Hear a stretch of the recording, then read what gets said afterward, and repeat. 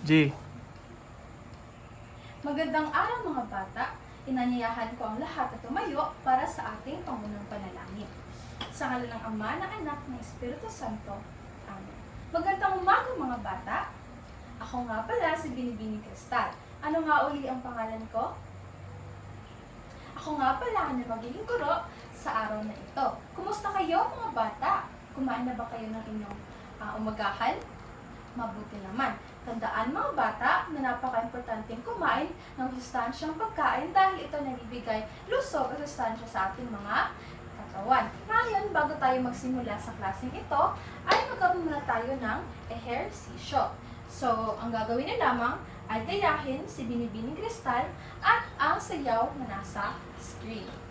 Okay, sabihin na natin. Ang mga ibon na lumilipad ay mahal ng Diyos, hindi kumukupas. Ang mga ibon na lumilipad ay mahal ng Diyos, hindi kumukupas. Huwag ka nang malungkot. Oh, praise the Lord. Sabay-sabay. Ang mga isda na lumalangoy ay mahal ng Diyos, hindi kumukupas. Ang mga isda na lumalangoy ay mahal ng Diyos, hindi kumukupas. Huwag ka nang malungkot. Oh, praise the Lord. Mahusay mga bata, ang galing niyo palang sumayaw. Ngayon, bago kayo umupo, ay titignan ko muna inyong mga kuko kung nasa tamang putol at haba ito. Ngayon, tingnan ninyo yung mga kaklase kung nasa tama o nasa ayos ba ang kanilang mga uniforme. Okay, ngayon, maaari na kayong umupo. Ngayon, may mga lumiban ba sa klase ito mga bata? Mabuti naman at kompleto tayo ngayong araw. Pagbutihin niyo lamang yan mga bata. Ngayon, bago tayo tumungo sa paksa ngayong araw, ay tignan muna natin ang ating alituntunin. So, ang alituntunin sa klaseng ito ay binubuo ng salitang libro. Para sa unang letra, L, laging makinig sa guro. Kapag si Binibining Cristal ay nagsasalita sa harap, kailangan niyong makinig.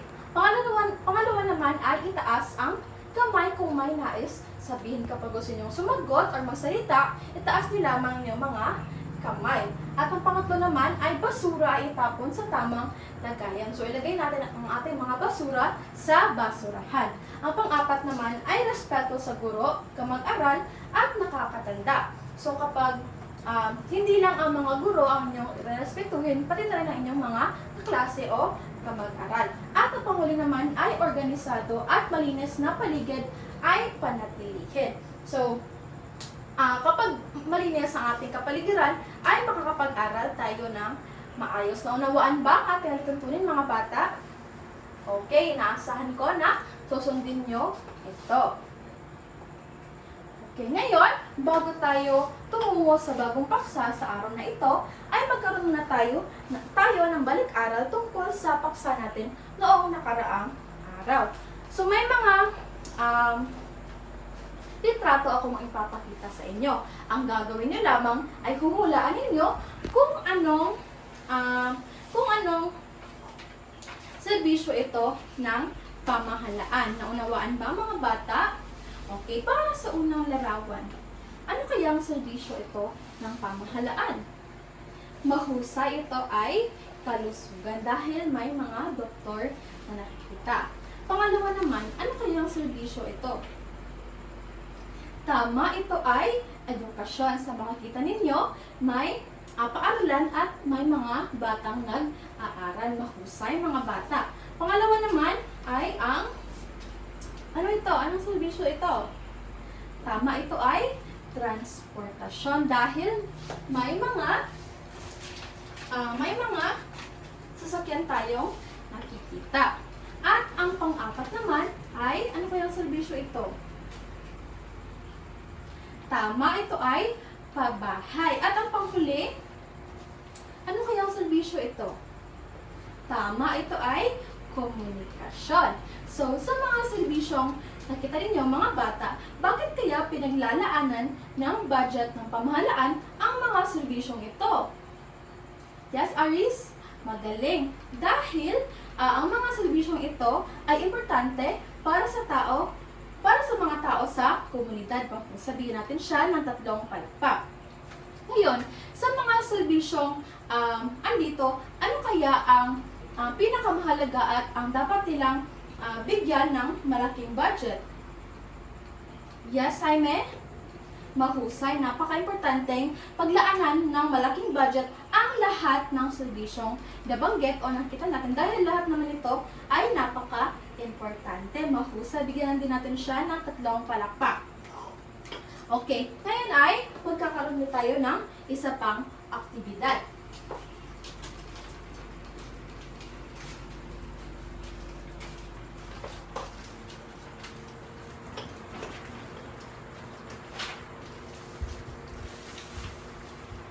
Okay. So nakikita niyo mga bata, ito ang Lubang Hinirang o Pabansang Awit ng Pilipinas. Ito ang lyric ko ng pabansang awit at may mga patlang dito. Ang gagawin niyo lamang ay isulat ang mga salitang kulang dito. Naunawaan ba mga bata?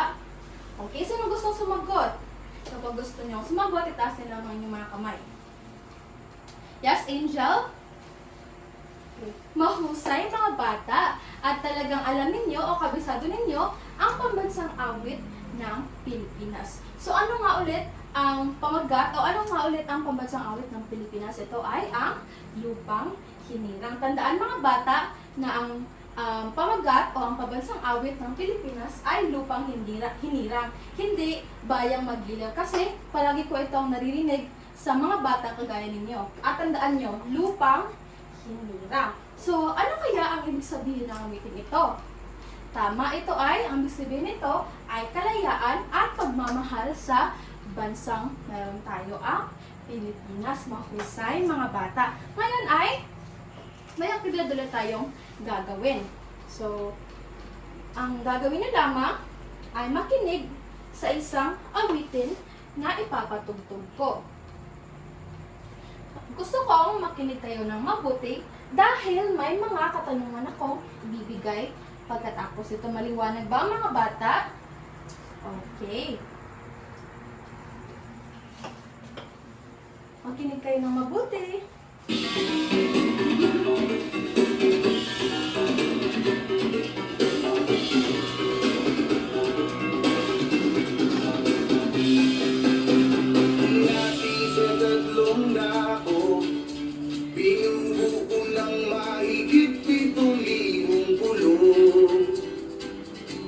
Yan ang bayan ko.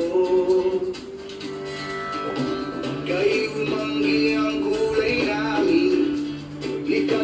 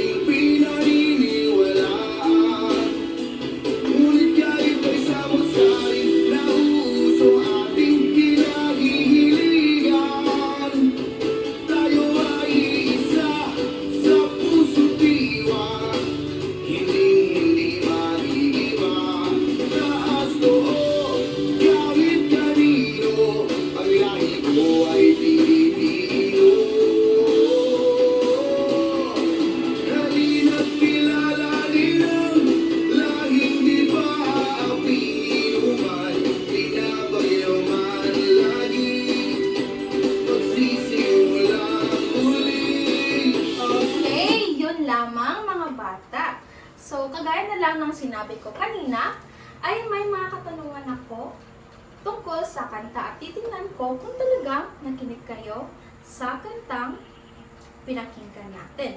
So, base sa awiting pinakinggan ninyo, ano kaya ang mensaheng pinapahiwatig dito? Yes? Tama, ito ay pinapakita dito na dapat nating mahalin ang ating bansang Pilipinas. At kailangan din nating maging proud sa pagiging Pilipino. Mahusay mga bata. At ano kaya ang mga katangian ng Pilipino ang nabanggit sa awiting ito? Tama, ito ay ang pagiging magmahal, may malasakit sa kapwa at matulungin. Kaya matulungin ba kayo mga bata? Mabuti naman. So, nang narinig niyo ang awiting ito, ano kaya ang naramdaman ninyo? Okay, mabuti naman. At nakaramdam kayo ng inspirasyon. So, kagaya na lang ng sinabi sa awiting ito na tayo ay magkakaiba. Pero, maaari pa rin ba tayong magkaisa mga bata at sa paanong paraan? Yes? Tama! Maaari tayong magkakaisa sa pamamagitan ng pagtutulungan sa bawat isa. Mahusay mga bata, bigyan natin ng bawat isa ng 5 palakpak. Okay, ngayon, alam niyo ba mga bata na ang mga aktibidad na ginawa natin ngayon lang ay konektado sa paksa natin ngayong araw. So, ang paksa ngayong araw ay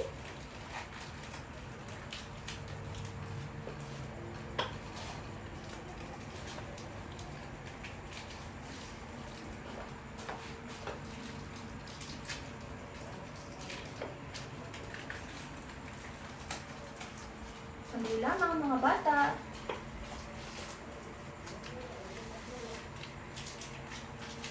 Ang paksa sa araw na ito ay pakibasa mga bata, mga sagisag ng pagkakakilanlang Pilipino. So, bago iyan, ay basahin na natin ang mga layunin sa araw na ito. Okay. So, sa pagtatapos ng klase, ang mga mag-aaral ay inaasahang pakibasa mga bata, natutukoy at napapaliwanag ang mga pangunahing sagisag ng pagkakakilanlang Pilipino tulad ng watawat, pambansang bayani, pambansang hayop at iba pa. Pangalawa naman, nagpapakita ang pag-unawa sa mga sagisag ng pagkakakilanlang Pilipino. At ang pangatlo naman ay nagpapahayag ang pagpapahalaga sa mga sagisag ng Pilipinas sa pamamagitan ng pagsasadula ng mga sitwasyon. Okay, nanawaan ba ang layunin natin sa araw na ito, mga bata? Okay, ngayon ay tumungo na tayo sa ating talakayan. Sandali lamang mga bata.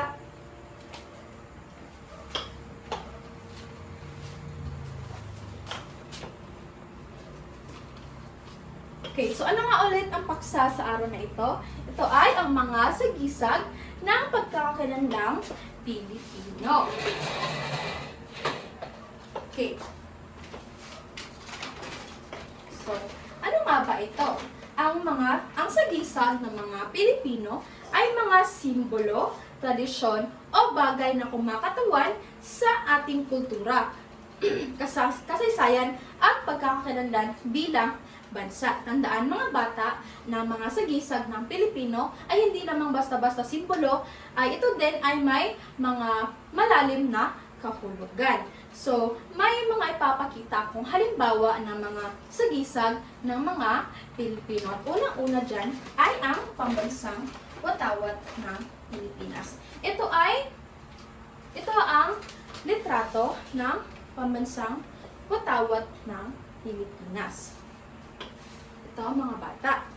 So, ito ay simbolo ng kalayaan at pagkakaisa ng bansa. So, ang watawat na ito, mga bata, ay may mga kulay. Una-una ay ang asul o blue sa Ingles. Ito ay sumisimbolo sa kapayapaan. At ang pula naman o red ay lakas at tapang. At ang puti naman ay kalinisan at kapayapaan. So, dito nakikita natin may tatlong bituin. Ang ibig sabihin itong tatlong bituin ay ang mga pangunahing pulo ng Pilipinas. Ito ay ang Luzon, Visayas, at Mindanao. Tama. Ano kayang, nasa ang pulo kaya kayo mga bata? Tama, nasa Mindanao kayo.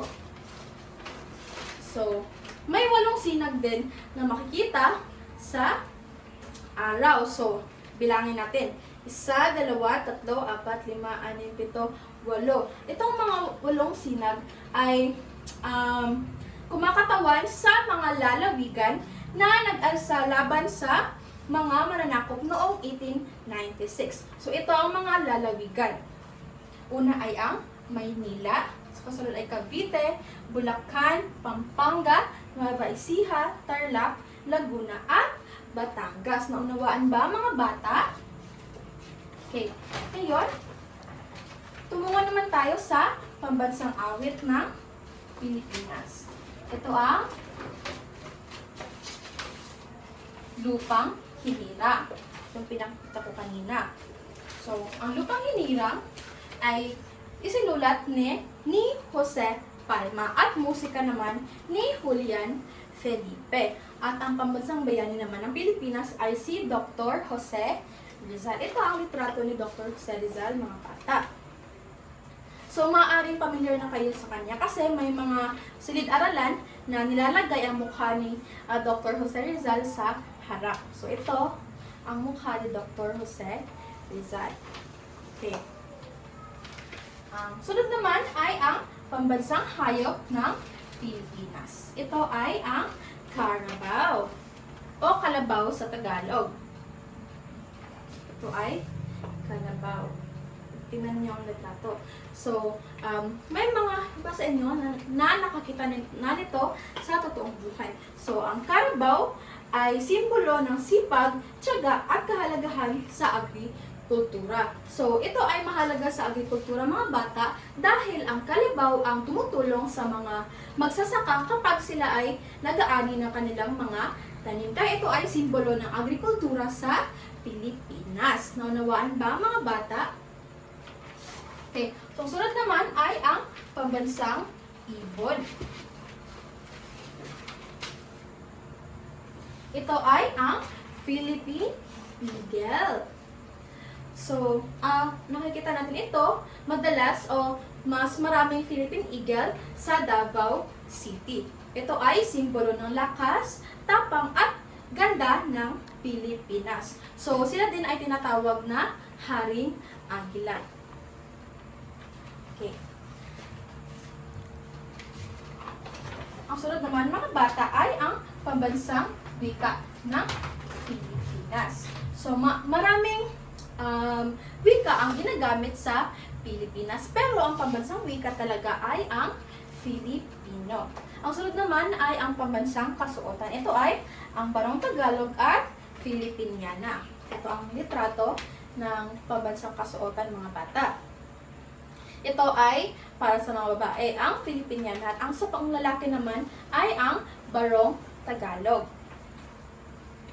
Okay, sunod naman ay ang pambansang sayaw. Ito ay ang Karinyosa. So, sa makikita niyo mga bata na habang sumasayaw sila ng Karinyosa, ay nakasuot sila ng pambansang kasuotan. Ang lalaki ay nakasuot ng Barong Tagalog at ang babae naman ay nakasuot ng Filipiniana. Okay. At ang sunod naman ay ang pambansang isda. Ito ay ang bangus. Tama. So, sino sa inyo ang nakakain na ng bangus?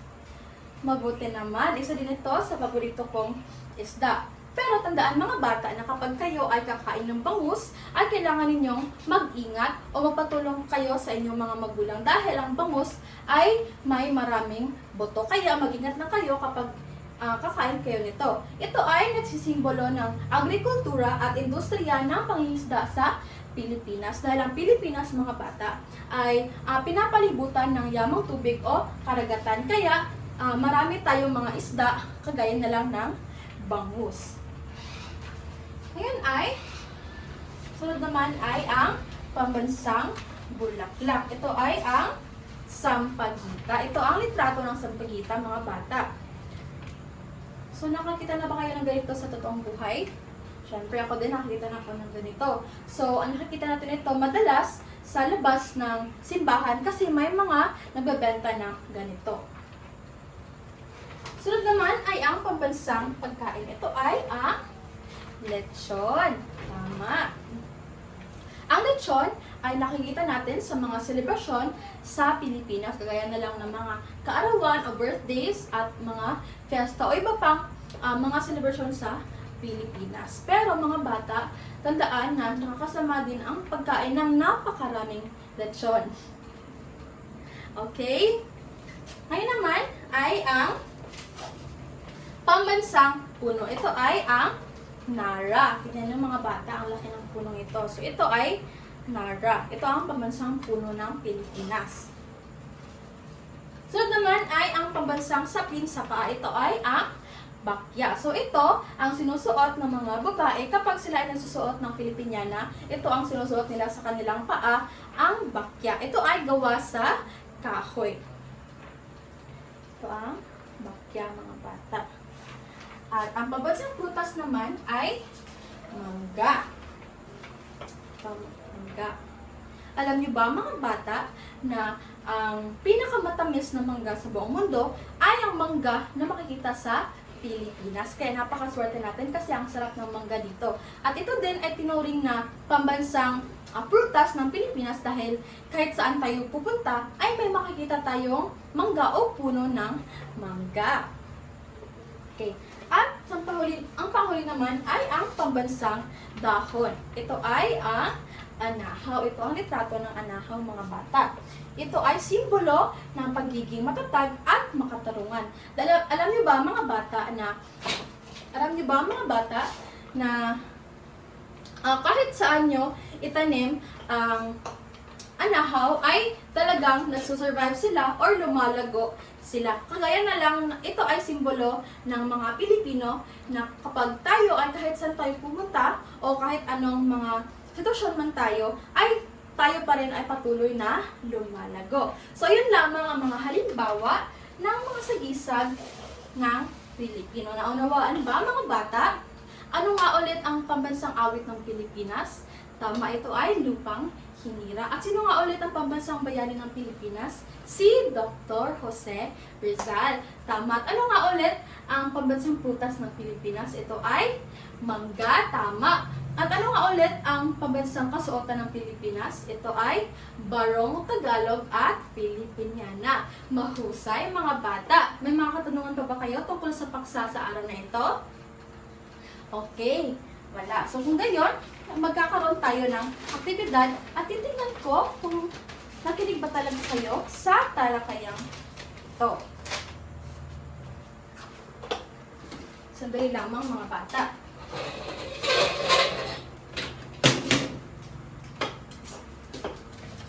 Okay, so hatiin ko ang klaseng ito sa tatlong pangkat. Ito ang unang pangkat, ang pangalawang pangkat, at ang pangatlong pangkat. Maaari ko na ba itong tanggalin, mga bata? Okay, wait ko muna to.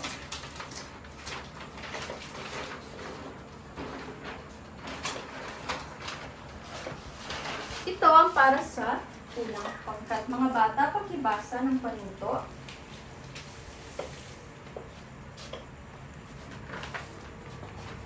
Ito naman para sa pangalawang pangkat. At ito naman para sa pangatlong pangkat. Okay, para sa unang pangkat, kayo ay guguhit ng sagisag ng pagkakalanlang Pilipino. Halimbawa, watawat ba ito o kalabaw? Lalagyan niyo ito ng label ang bawat isa at isulat ang maikling kahulugan nito. Pangalawa naman, ang pangalawang pangkat ay kayo ay magiging aktor. So, ang gagawin nyo ay magsasadula ng isang sitwasyon kung saan ay ipapakita ang pagpapahalaga sa mga sagisag ng Pilipino. Naunawaan ba? At ang panghuling pangkat naman ay magiging tagalikha kayo. So, bibili naman kayo ng isang sagisag at gumawa ng maikling pagpapakilala na para bang ikaw ito. Isulat mo lamang ito sa 3 hanggang 5 pangungusap. Naunawaan ba mga bata? Okay, bibigyan ko lamang kayo ng 10 minuto para ihanda ito. Tapos na ba mga bata? Mahusay mga bata at talagang nagawa ninyo ang pangkatang gawain. Talagang nakinig kayo sa talakayan sa araw na ito. Maaari ko na ba itong tanggalin mga bata? Ngayon, kung talagang nakinig kayo, may mga katanungan ako para sa inyo. So, ano nga ulit ang kahulugan ng mga sagisag ng pagkakakanalang Pilipino? Tama, ito ay ang mga simbolo, tradisyon na kumakatawan sa ating mga Pilipino. Mahusay, mga bata. At ang pangalawa naman, maaari ba kayong magbigay ng halimbawa ng simbolo ng sagisag ng Pilipino na sumisimbolo sa atin ng mga Pilipino? Tama, mahusay. Ang isang halimbawa ay ang pambansang dahon na anahaw. Dahil ito ay nagsisimbolo na sila ay matapang at nagsusurvive o lumalago kahit saan. At tayo din mga Pilipino, lumalago tayo kahit saan man tayo magpunta o anumang sitwasyon ang meron tayo. Mahusay. At ang pangatlo naman, paano kaya natin maipapakita sa ating pang-araw-araw na buhay ang paggalang sa mga sagisag ng Pilipino? Okay, tama. Maaari nito maipakita kagaya na lang ng kapag ikaw ay may narinig ka na may nagpa-flag ceremony or pinapatugtog ang pabansang awit. Kapag narinig mo yon, dapat kang huminto, ilagay ang iyong kamay sa dibdib at kantahin ang pambansang awit. Naunawaan ba? Okay, mahusay mga bata. Masaya ko dahil talagang nakinig kayo sa talakayang ito. Ngayon ay magkakaroon na tayo ng isa pang pagsusulit. So, ilalagay niyo ito sa inyong mga kwaderno.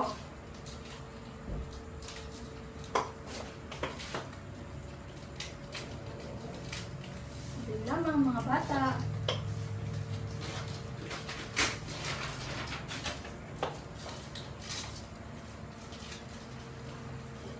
Ilalagay niyo lamang ito sa inyong kwaderno o sa inyong mga notebook. Bibigyan ko kayo ng 10 minuto para sagutan ito. Maliwanag ba mga bata?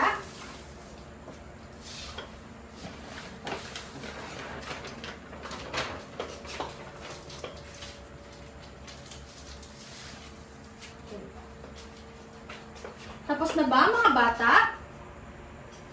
Okay, maaari nyo nang ipasa sa akin sa harapan ng inyong mga kwaderno. Maaari ko na ba itong tanggalin mga bata? Okay.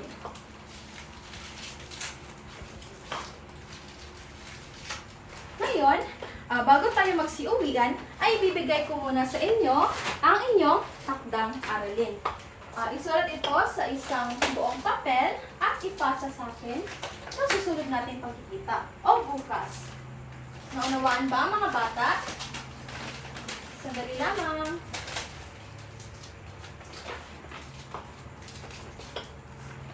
Mga bata, pakibasa ng panuto. Naunawaan ba mga bata? Tapos nila mga isulat ito. Okay, ngayon bago tayo umuwi, ay balikan muna natin ang ating layunin. Ang ating layunin kung nakamit ba natin ito. Okay, so ngayon, unang layunin, nakamit ba natin ito? Okay, mahusay. Ang pangalawa, nakamit ba natin ito? Mabuti naman. At ang panghuli, nakamit ba natin ito? Okay, mabuti naman. Ngayon, paalam at salamat sa lahat.